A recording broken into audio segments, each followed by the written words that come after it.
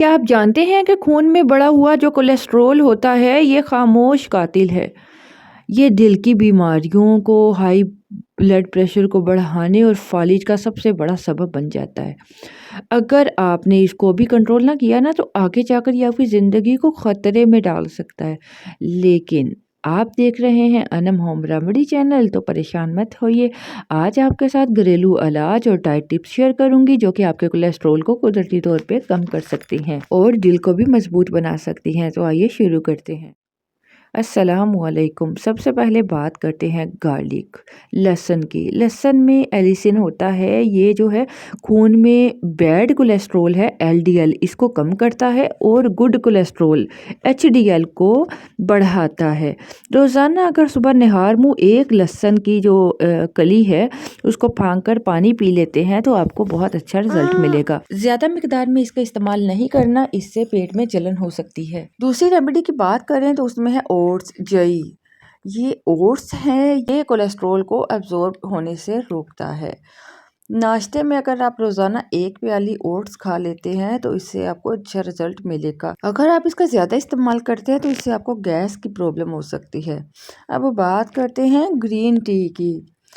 Green tea में antioxidants पाए जाते हैं, ये कोलेस्ट्रॉल लेवल को बैलेंस करती है, दिल को हेल्दी रखती है। दिन में 2 कप आप ग्रीन टी के ज़रूर पीजिए। रात को ज़्यादा इसको नहीं इस्तेमाल करना, ज़्यादा पीने से नींद खराब हो सकती है। अब बात करते हैं फ्लैक्स सीड्स की। अलसी के बीजों में ओमेगा 3 फैटी एसिड्स पाया जाता है, ये एलडीएल को कम करता है और दिल की सेहत को बेहतर बनाता है। 1 चम्मच आप फ्लैक्स सीड्स का पाउडर रोज़ाना पानी या दूध में मिलाकर ले लेते हैं, या आप इसे दही के साथ भी ले सकते हैं, तो इससे आपको बहुत फ़ायदा होगा।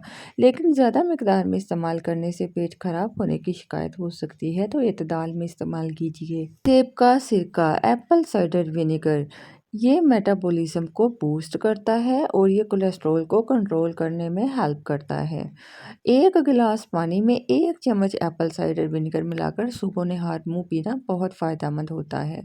खाली पेट आपने ज़्यादा मिकदार में इस्तेमाल नहीं करना, इससे आपको जो स्टमक की प्रॉब्लम हो सकती है। आप हफ्ते में 2 से 3 बार इस्तेमाल कर सकते हैं।